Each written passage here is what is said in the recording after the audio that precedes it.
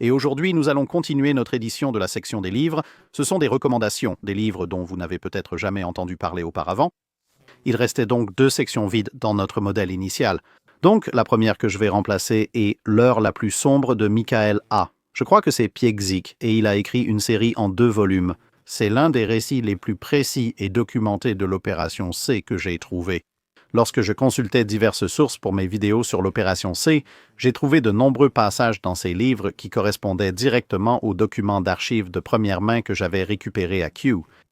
L'une des questions qu'on me pose assez souvent est « Drachinifel, pourquoi les abordages ont-ils en quelque sorte principalement cessé en ce qui concerne les affrontements entre 2 navires militaires au cours du XIXe siècle ?»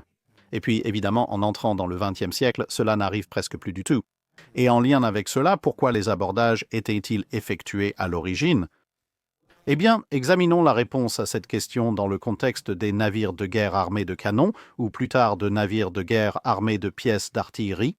Et si je précise cela, c'est parce qu'avant l'apparition de la grande artillerie embarquée, aborder un navire ennemi était pratiquement la seule façon de neutraliser ce navire ennemi.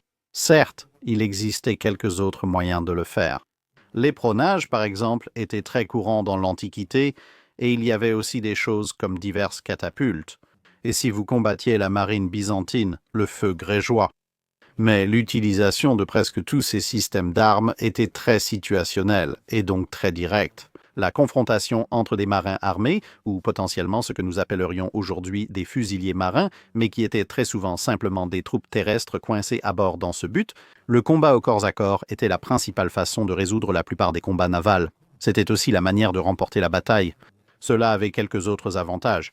Premièrement, cela vous permettait soit de tuer, soit de capturer les soldats et marins ennemis, qui étaient tous deux des personnels relativement bien entraînés et donc en quantité limitée.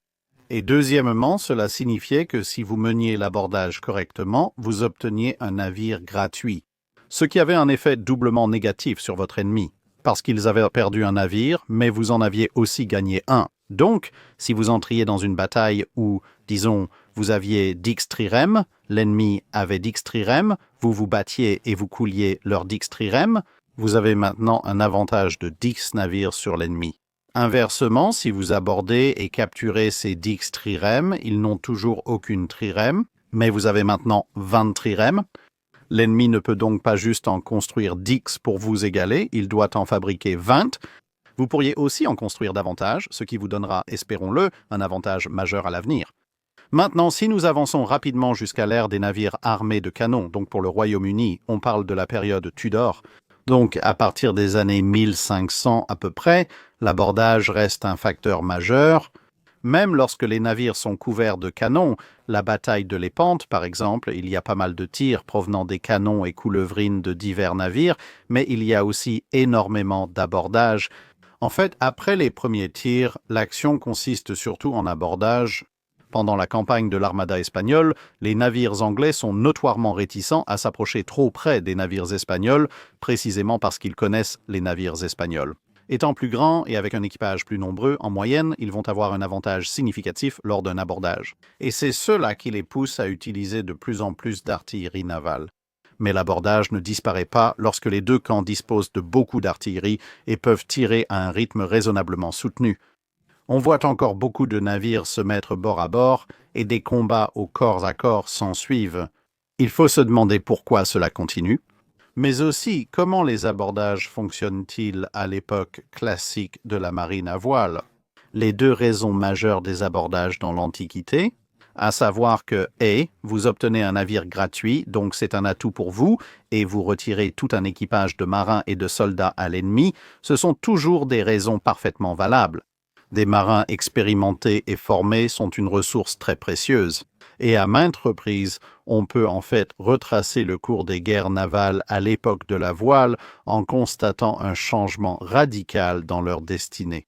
Si l'un ou l'autre camp a mené une bataille assez importante, avec un grand nombre de pertes, soit tués, gravement blessés ou capturés, ou une combinaison des deux, Si un camp perd des centaines d'hommes et l'autre des milliers, c'est celui qui perd des milliers. Peu importe qu'il s'agisse de la Grande-Bretagne, de la France, de l'Espagne ou de toute autre grande puissance navale de l'époque, ce camp a maintenant perdu un pourcentage significatif de sa population de marins formés et mobilisables.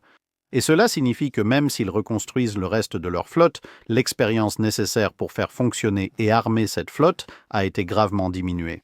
Cela signifie que la prochaine bataille sera plus facile pour leurs adversaires. Cela peut entraîner un cycle destructeur, similaire aux pertes subies par les pilotes de la marine impériale japonaise pendant la Seconde Guerre mondiale. La bataille de Lépante mentionnée précédemment en est en fait un bon exemple. Bien que les Ottomans aient rapidement reconstruit leur flotte perdue, ils ne pouvaient remplacer aussi vite les marins et soldats expérimentés disparus. Et les flottes ottomanes suivantes, pendant une longue période, étaient beaucoup plus faciles à vaincre et beaucoup moins enclines à chercher l'affrontement après les lourdes pertes de Lépante. La capacité de s'emparer du navire de quelqu'un d'autre pour l'utiliser à ses propres fins était également très utile, surtout à mesure que l'ère de la voile avançait. Parce qu'une trirème dans l'Antiquité, une galère à Lépante ou un autre navire similaire pouvait être assemblé en assez peu de temps. Mais à l'époque des vaisseaux de premier, deuxième et troisième rang, ce sont des navires pour lesquels il fallait des années rien que pour faire sécher le bois que l'on allait utiliser. Et même si vous aviez un processus continu pour maintenir des stocks de bois séchés, la construction proprement dite, la mise en service, l'équipage et la formation d'un tel navire étaient à nouveau un processus qui prenait des années à réaliser. Donc, remplacer les navires capitaux perdus était une tâche bien plus difficile, tant en termes de coût que de temps. Et bien sûr, chaque navire capital que vous capturiez et intégriez à votre flotte, même s'il nécessitait quelques réparations pour le rendre pleinement opérationnel, représentait une énorme économie de temps et d'argent pour vous. En élargissant votre flotte, il y avait aussi l'opportunité d'apprendre les secrets de la construction navale ennemie. À l'époque classique de la marine à voile, chaque nation concevait ses navires de guerre différemment.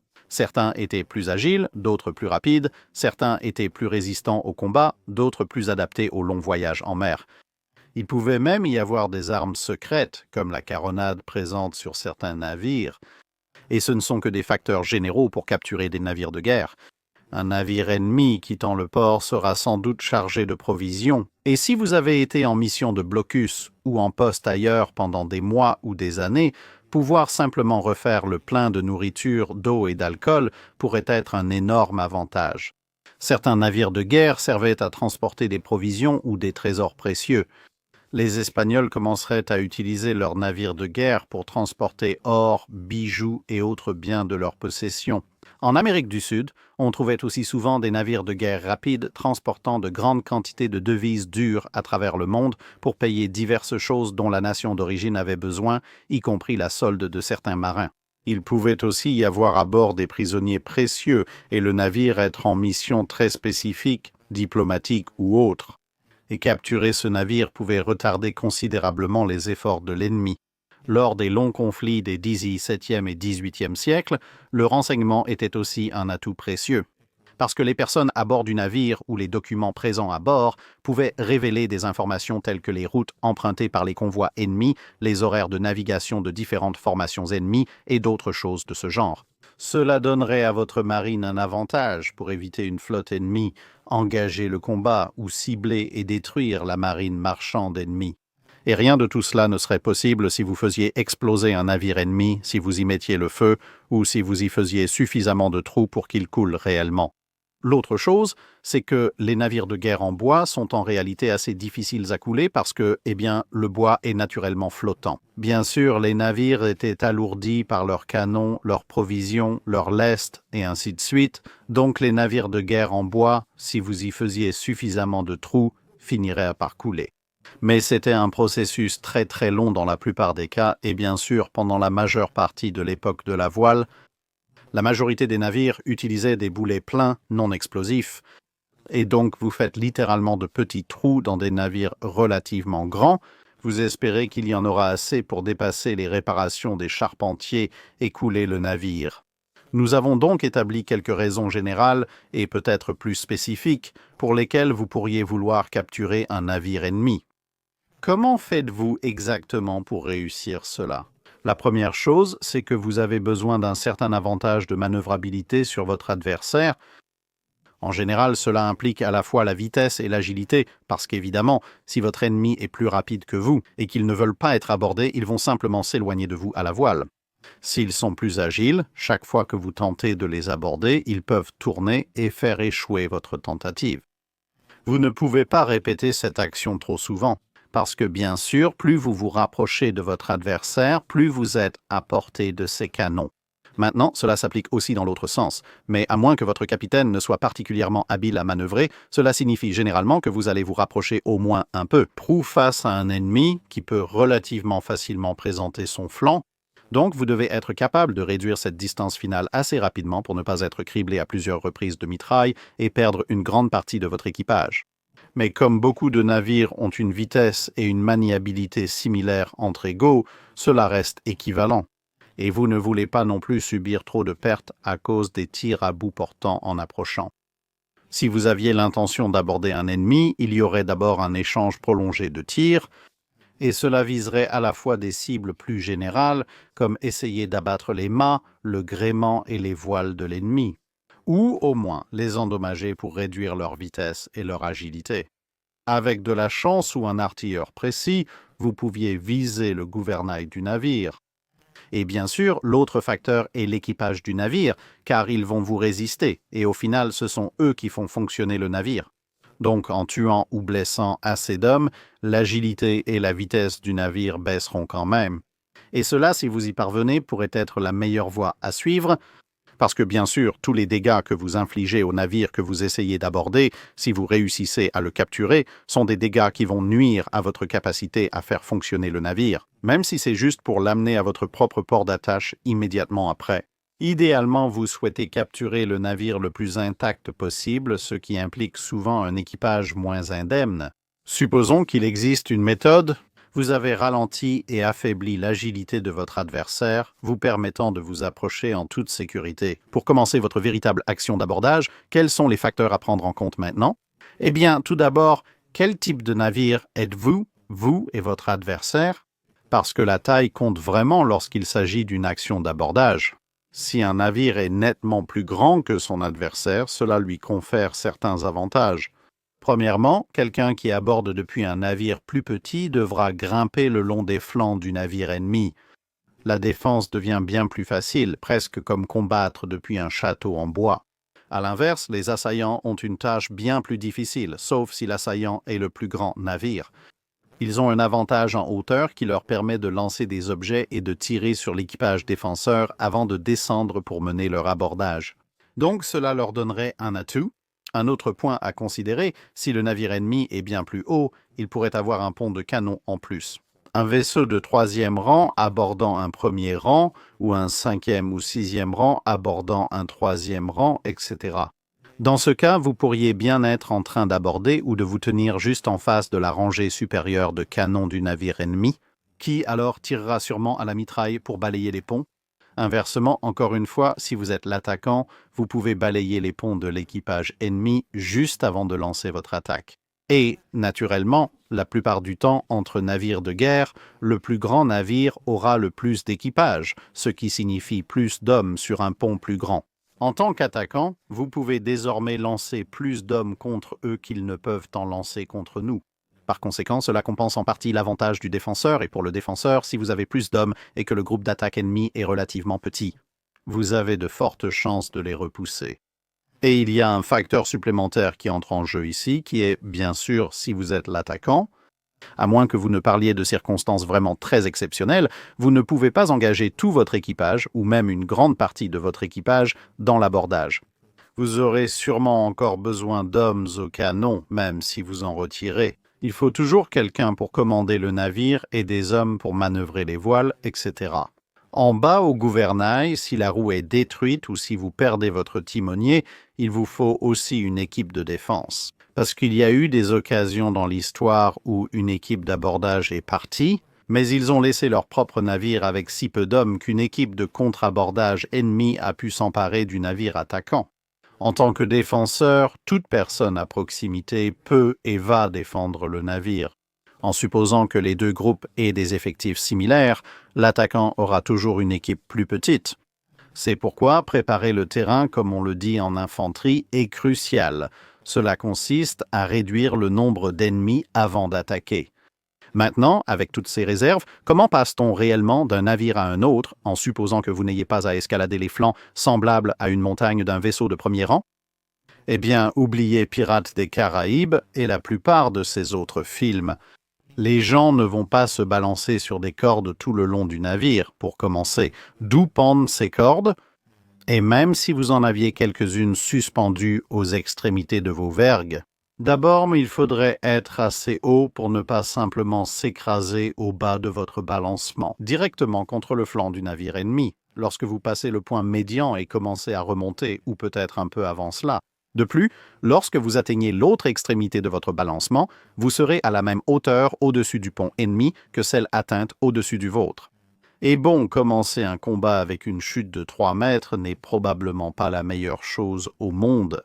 Ensuite, votre trajet étant très prévisible, tout défenseur pensera « Ah, il fait ça, non? J'ai quelques secondes pour viser une pique d'abordage là où tu ne voudrais surtout pas en recevoir. » Et troisièmement, comme nous l'avons dit, il est probable que l'ennemi ait autant d'hommes, voire plus que vous, en défense.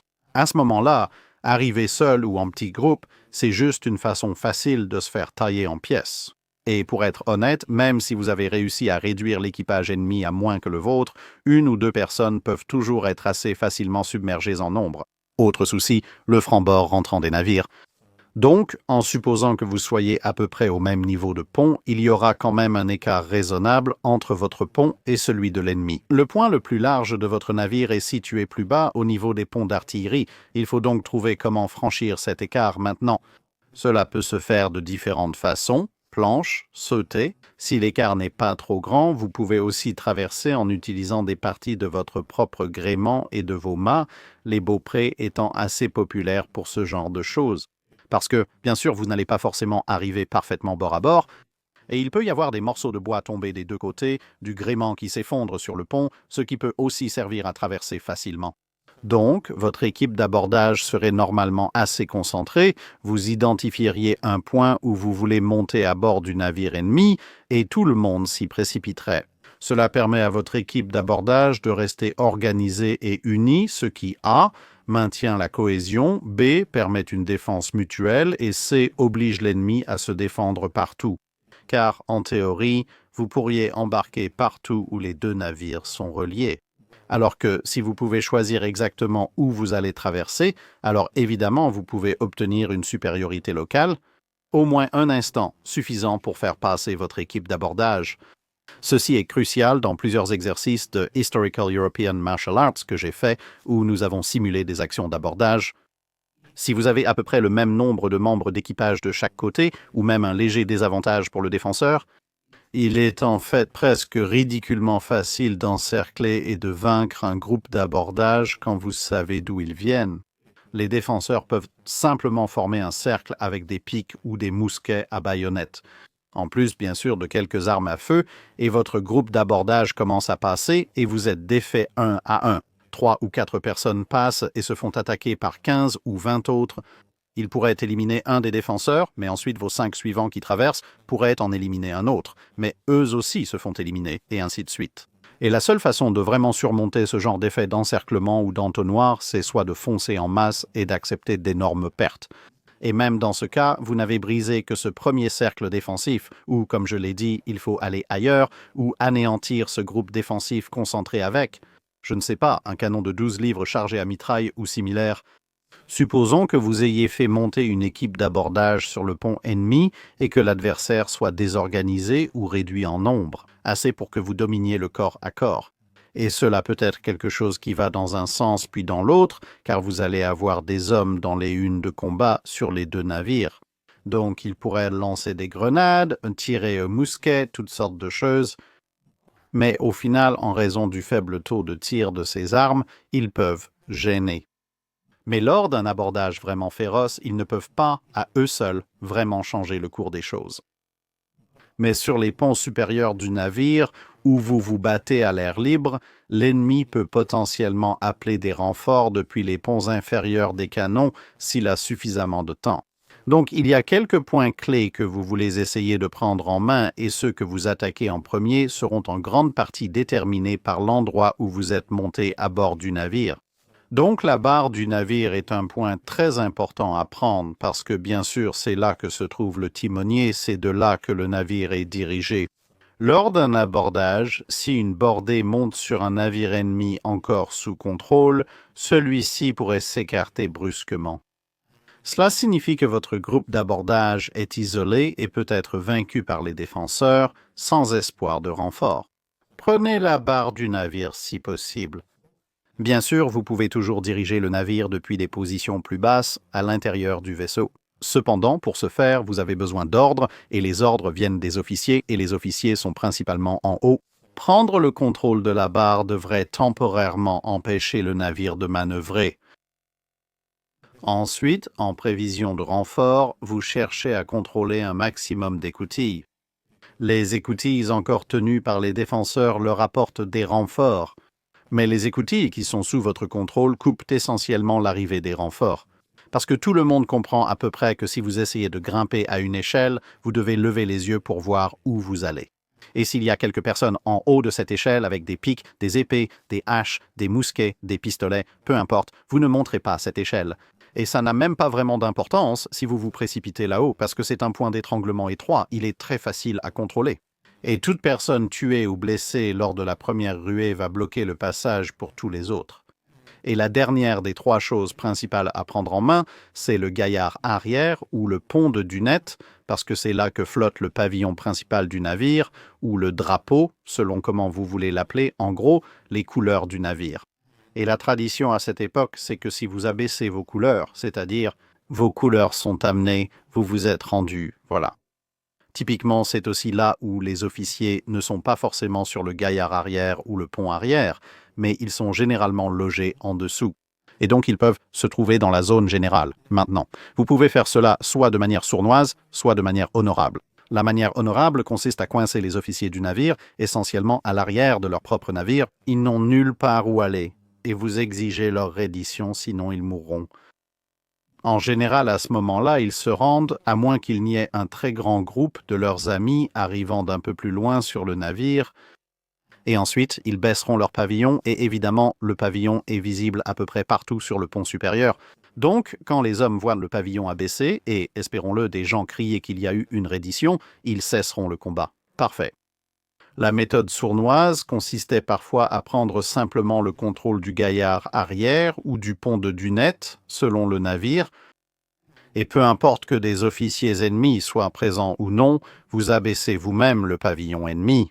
Parce que si vous faites cela dans la confusion du combat, il y a de fortes chances que le reste de l'équipage du navire défenseur ne se rende pas compte que c'est vous qui l'avez fait et non leur propre camp. Et donc, ils pourraient en conclure qu'il y a eu une reddition, et une fois qu'ils se sont au moins initialement rendus, vous avez désormais l'avantage. Et vous pouvez faire en sorte que le fait qu'ils essaient de revenir sur leur reddition devienne très problématique. Donc, vous pourriez en fait obtenir une véritable reddition en simulant une reddition. Bien sûr, vous pouvez aussi obtenir une vraie reddition en coinçant les officiers ennemis ailleurs sur les ponts supérieurs.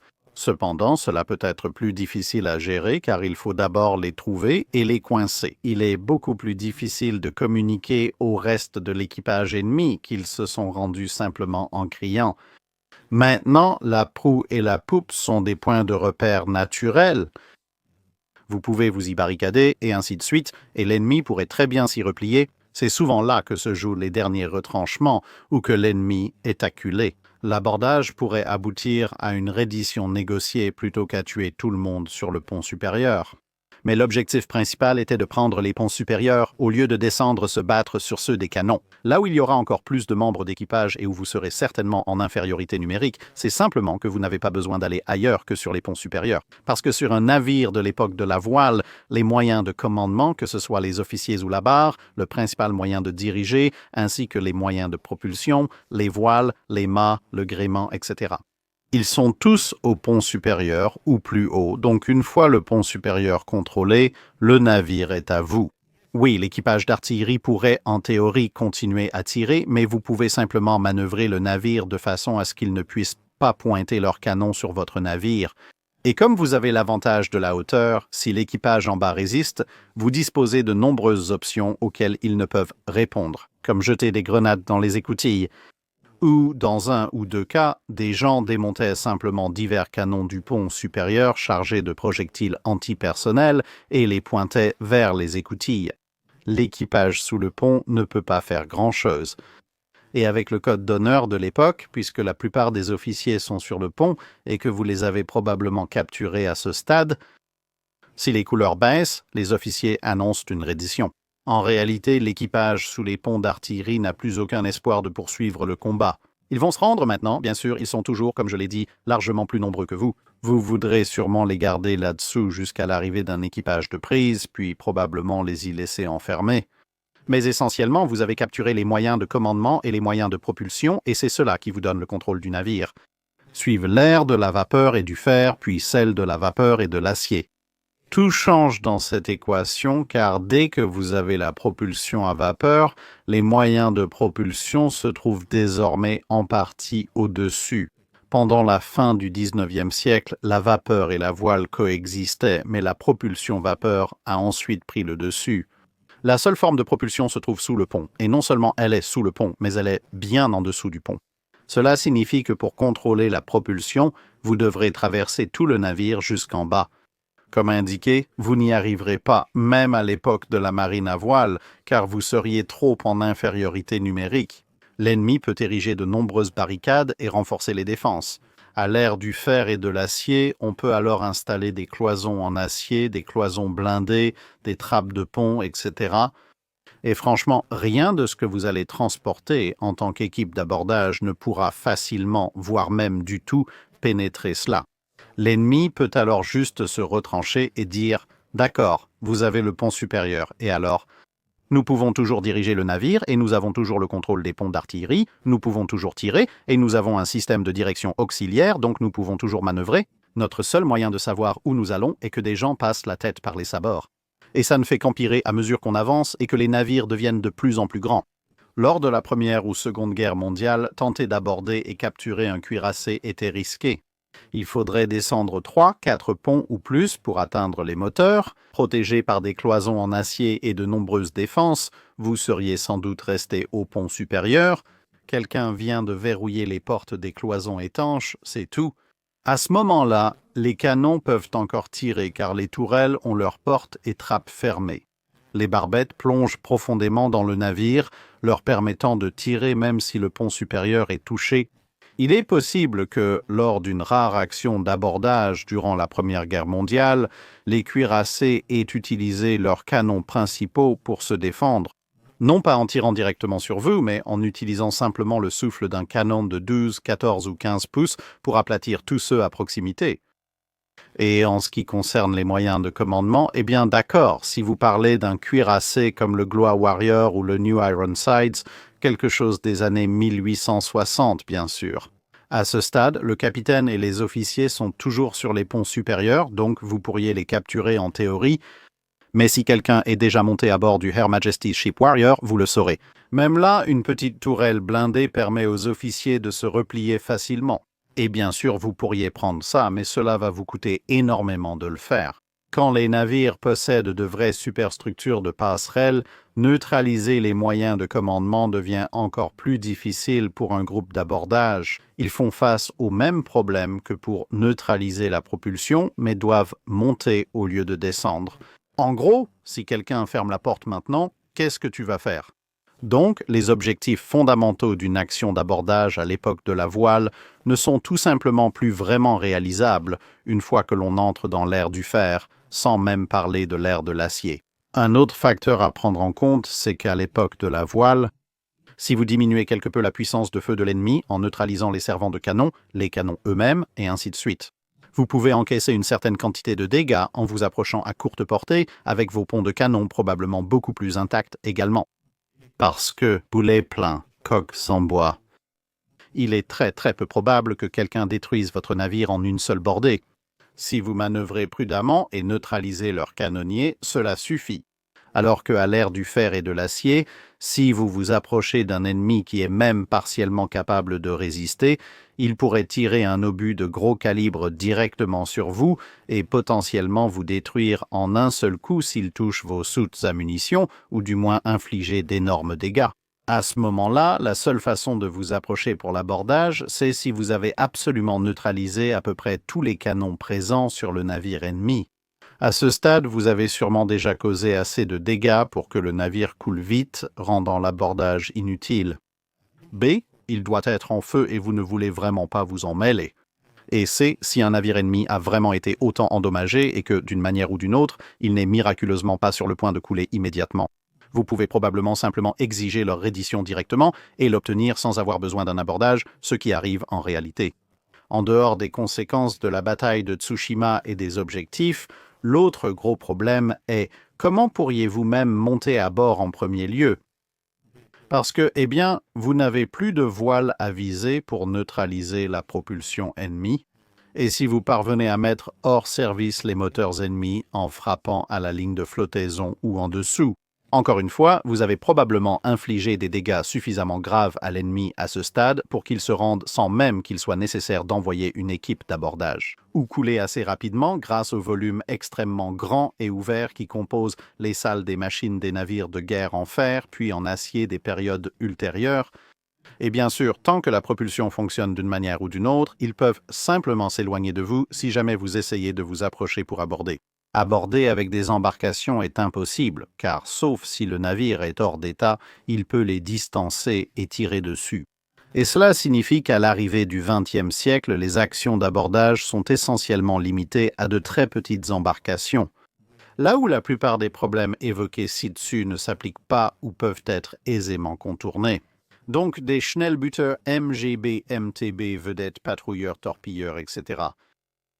Ou lorsque vous pouvez prendre l'ennemi complètement par surprise, et idéalement lorsqu'il n'est pas en mouvement.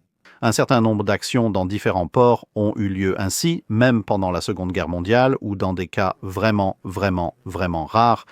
Lorsqu'on évoque des incidents en mer, comme celui de l'Altmark, il faut d'abord rappeler que l'Altmark s'était échoué, rendant les problèmes de mobilité inopérants.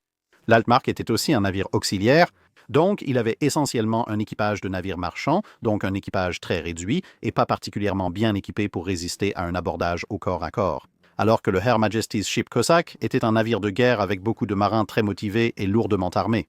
Et même dans ce cas, cela reste un événement extrêmement unique, et peut-être de façon plus prosaïque, le simple fait est qu'après 1900, les combats entre navires se déroulaient à des distances telles que, sans circonstances vraiment exceptionnelles, tout le combat se terminerait à distance. Donc, c'est tellement éloigné de l'époque de Nelson que même si vous aviez endommagé un navire ennemi au point qu'il se rende, il y avait de fortes chances que, le temps d'arriver à portée, il ait déjà coulé.